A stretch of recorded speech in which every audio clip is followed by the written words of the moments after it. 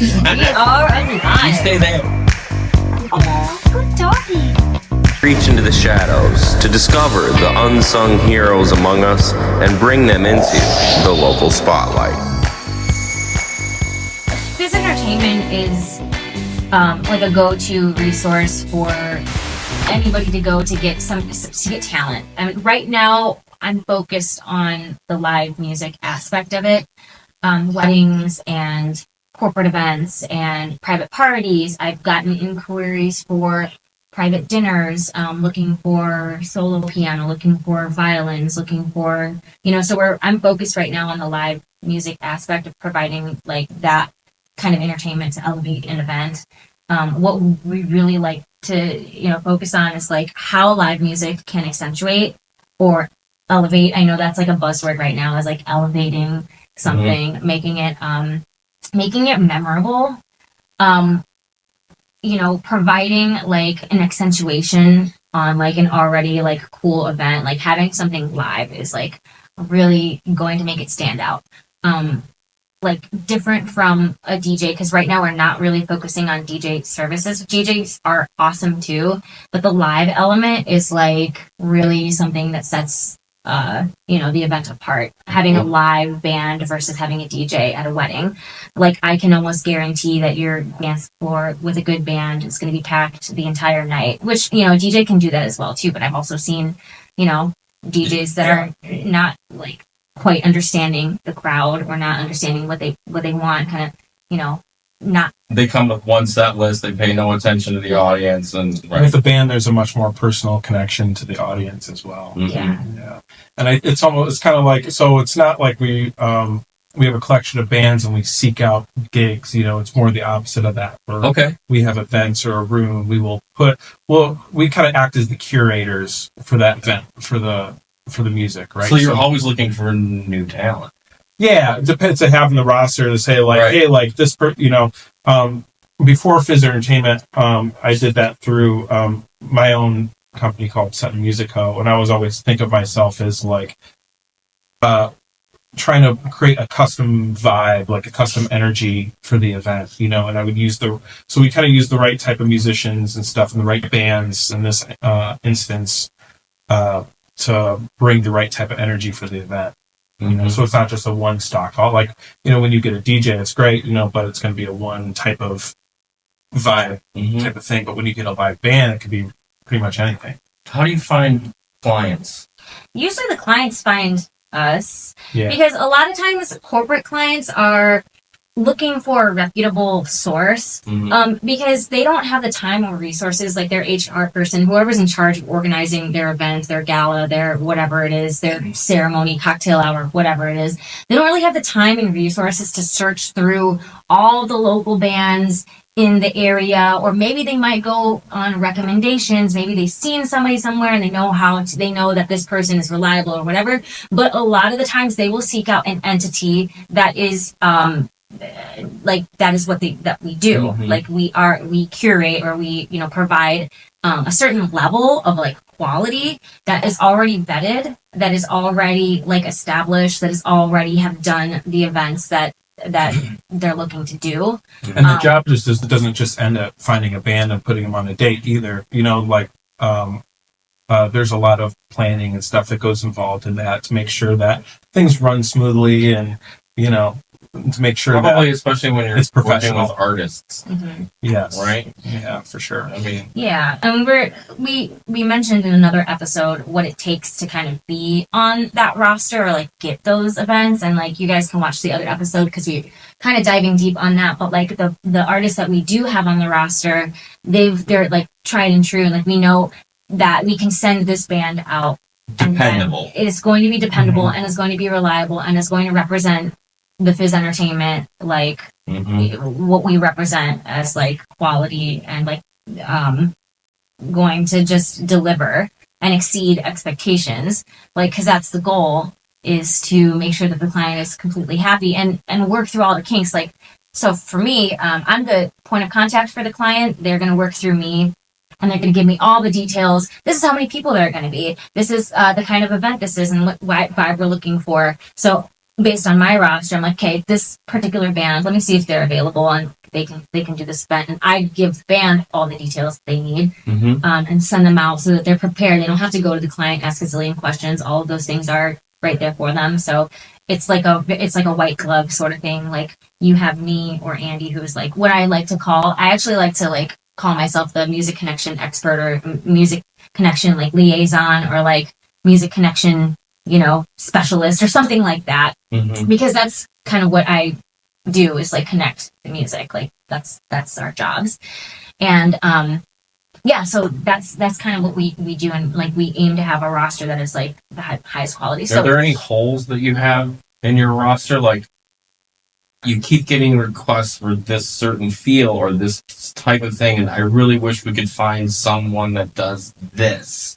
the most common things that we are getting right now across the board are soloists. Well, there's a lot of Interesting. really, really good soloists in the area, right? I mean, it's Yeah. great. Soloists are like good quality soloists are they're not, there's not like a ton. There are a lot.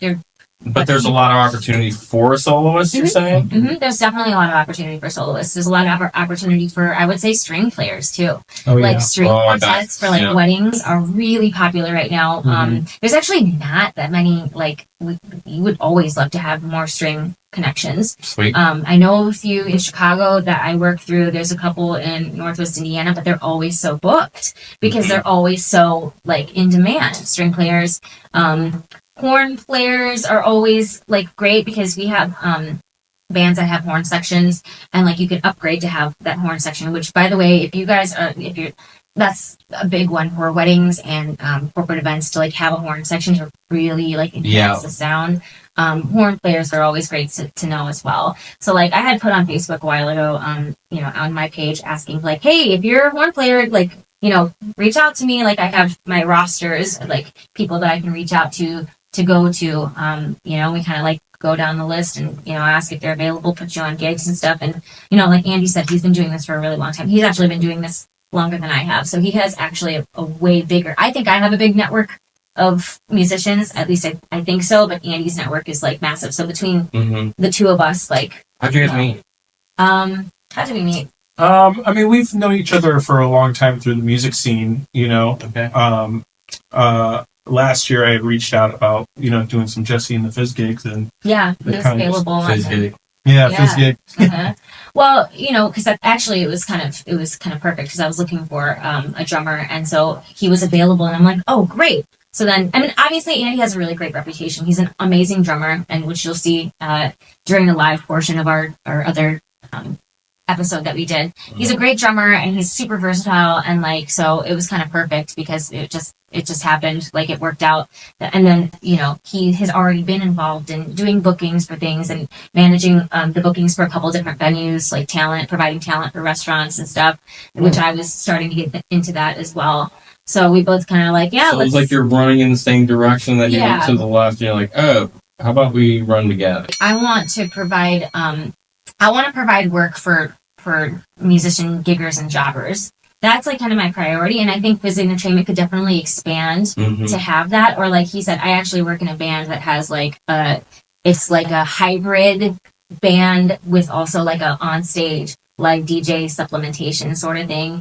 But like Fizz Entertainment really wants to focus on like giving the musicians like actual, not the DJs aren't, I mean some DJs are musicians, like I'm not saying that, but it's more of like hey, can I give this piano player who really wants work, cocktail hour music, things like that. So we're looking in that direction, but that doesn't mean that in the future we couldn't start incorporating things like that. Most people, I would think that really only cover bands fit into that slot. But can you see room for the right original artist for some of the gigs that you need? Yeah, well, we also, like I said, we also book talent for some venues in the area, restaurants and bars and things like that. I think restaurants and bars, definitely a variety of like original and cover music. Like there's plenty of room for that. There's really, I mean, So does our band have to learn some covers if we want to do shows? Because all we know is originals now. Do we need to learn some? You probably should, I would say. So, Mm-hmm. I know. You make that face about doing cover music. We just had this conversation. It's not that. It's just it's easier for us to write a song than it is to learn one. It kind of depends on what your goals are, right? So like, so I do an original band. My goals are to make you famous. That's my goal. Is to make who? You famous. Oh. That's my goal. Yeah, he's in an original band.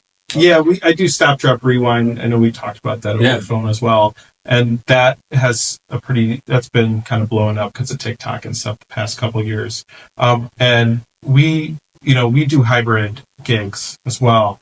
But that started out as only originals doing multi-band bills and things, right? So, and we still do that, I would say that the bigger that we got, the more successful that we got at more multi-band bills.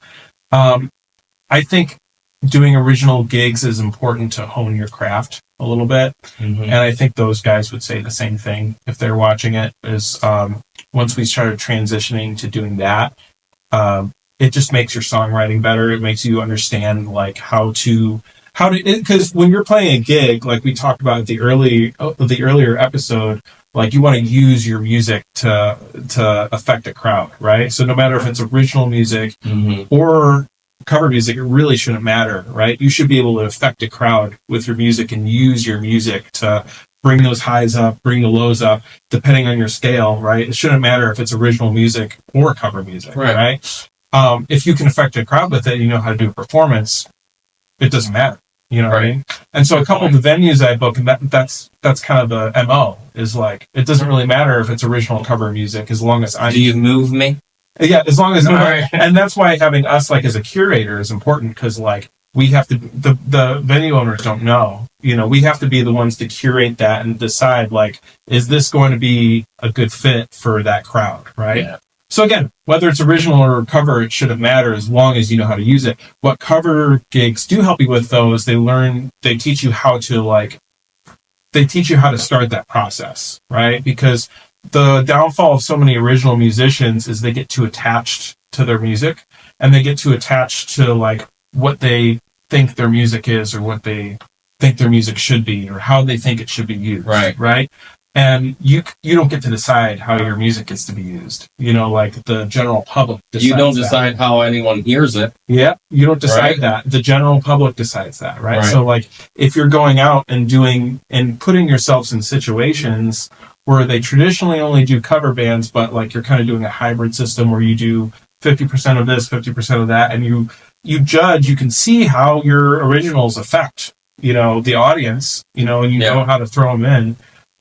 That is only going to make your life. And so I think after doing that for a long time with Stop, Drop, Rewind, now that we're back in a position where we're like headlining most of the multi-band shows that we're playing, and like we know exactly when to put things in the set. We know how to inflect things when we're playing it so that it affects the audience. Because the whole set is one big song. Well, it can be, yeah. If it's that, you do it right. Right. If it's a multi-band bill and you only have 45 minutes or an hour to do your thing, your whole set is one big song, you know. But if you're playing a whole night, you have highs and lows. Like, you don't want to just be all high all night, because that makes the audience tired and they want to, they end up leaving early, right? You want to watch what your audience is doing, and you want to tailor like what songs that you're doing towards them, and so that you can influence them to, again, what we talked about earlier, like what is the goal of the gig? Is it to get them to buy drinks? Are you trying to influence them to buy girls drinks? Or are you trying to influence guys to buy drinks because they're tired from dancing? So you kind of bring a little bit lull down, like, or is your goal just to like have like a 90-minute set that's just like banging the whole time? Right. So, those types of things are good questions to ask about original music, Well, I think those are really good questions to ask for any band that's booking their own show too. Hey, why are we doing this? Why are we doing this? What can we do to serve you? Is your goal to keep people longer, to buy more drinks, to tip the staff? Mm-hmm. Do you want them to know about other gigs? Like, what do you want us to promote? Right. Like, we're here to serve you.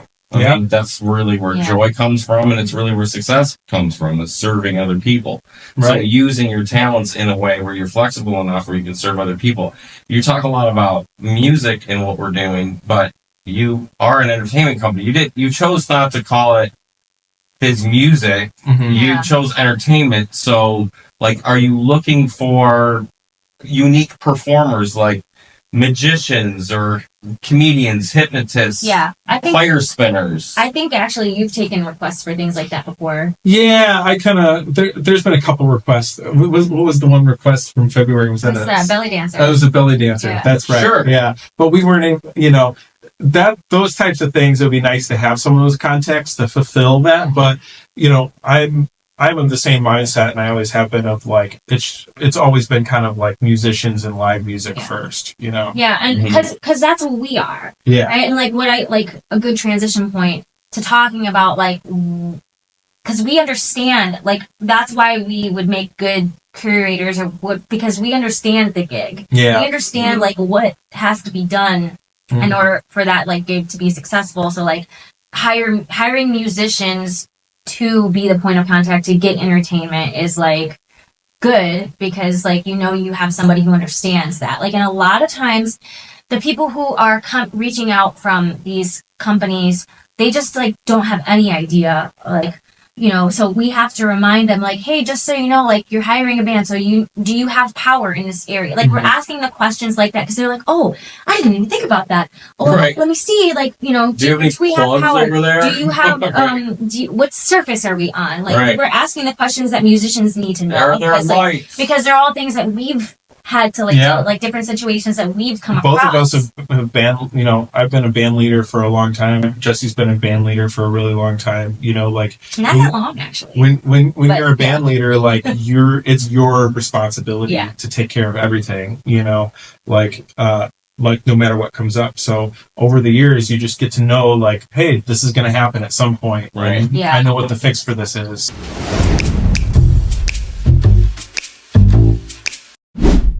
I think the other side of that too is if we are going to book somebody that we would call as a little bit green, or is isn't used to doing jobs like that, but we feel would provide a really good vibe, it's kind of our jobs to fill in the gaps there to make sure things go well. As myself, like as a band leader who booked countless musicians who sometimes would show up to jobs never playing with each other before, That happens a lot, actually. That happens a lot, It's kind of my job. I took it on myself. It's my job to fill in the gaps to make sure I know that this will work, And so if that situation happens, which it does all the time, where people want to book somebody last minute and you put in a band like that, it's kind of, that's the other nice thing about having an entertainment company, is we'll fill in that gap to make sure that band knows what they're doing. So how does the money work?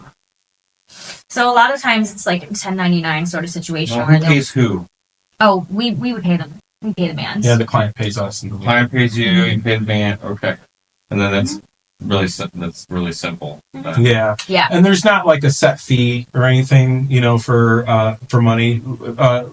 We're contractors, we see ourselves as, right? So like we kind of bid on a job depending on availability and depending on the date, because the dates change every year. So you might get a job and not even know who you're going to pick.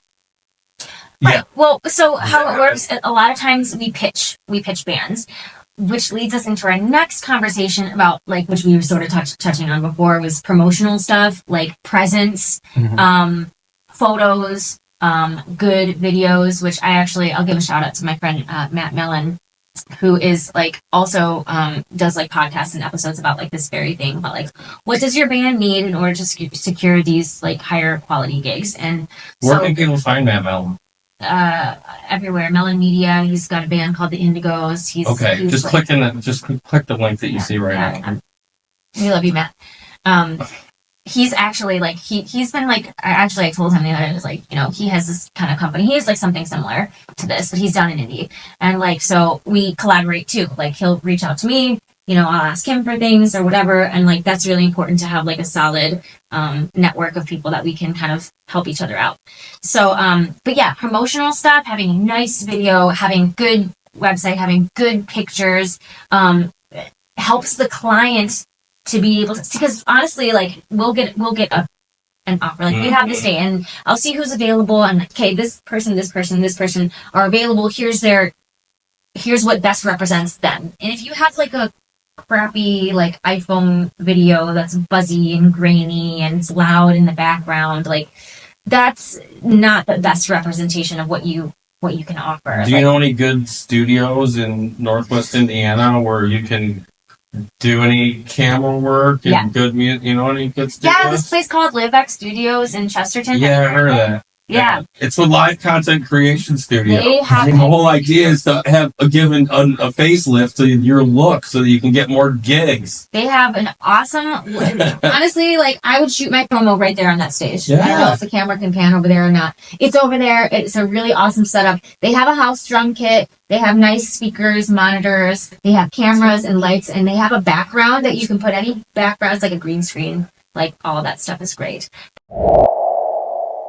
Where do you want Fizz Entertainment to go? Like, what's you got a big vision, or are you just going with it? You know, it's kind of tough because, like, we're so busy as, like, booked musicians, that right now it's just like, man, like, we're, like, focusing on our shows, and, like, Fizz Entertainment is, like, sort of like this passive thing where, like, so we get a lot of leads from it, and if I'm booked on a day already, or they don't want my band in particular, but they want a band, I can help facilitate like getting other opportunities for other people, which is what I want, because like as the saying goes, and I'm not saying like, I mean, I am busy, but like the cup overfloweth, right? Sort of like in a way where like if I have like these things to offer out to people, why wouldn't I, you know, give other people opportunities, you know?